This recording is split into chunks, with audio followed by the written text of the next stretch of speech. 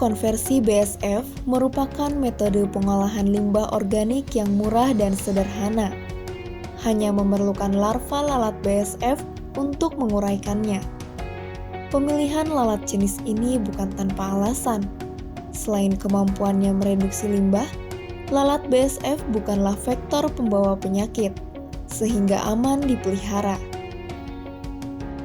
Melalui proses biokonversi ini, limbah organik akan dimakan oleh larva black soldier fly, lalat higienis yang khusus digunakan untuk mengurai limbah organik dengan kecepatan yang jauh lebih cepat dibandingkan kecepatan penguraian normal.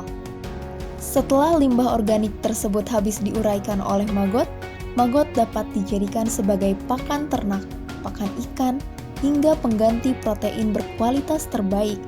Bahkan limbah sisa dari larva BSF ini juga dapat digunakan sebagai pupuk organik bernutrisi tinggi dan kaya unsur hara.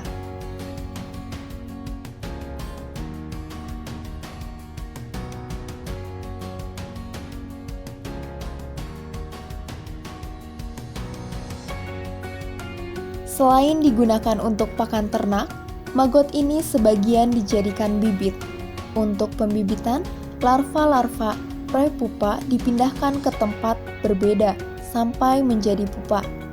Pupa yang sudah tidak bergerak ini kemudian dikumpulkan dan diletakkan di tempat kering, yaitu kandang khusus hingga menjadi lalat. Kandang ini memiliki ukuran cukup besar, dengan jaring warna hijau menutupi sisinya. Di dalamnya terdapat kayu dan kelaras atau daun pisang tua sebagai tempat betina meletakkan telur-telurnya setelah kawin. Per ekornya bisa menghasilkan 500-900 butir telur. Begitulah seterusnya siklus hidup lalat BSF.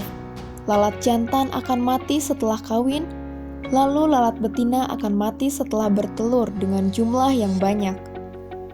Kemudian, telur tersebut dipindahkan ke dalam wadah khusus. Setelah 3-4 hari, telur akan menetas menjadi bayi larva. Larva dipindahkan ke dalam biopon dan terus berkembang menjadi maggot yang siap mengurai limbah padat organik.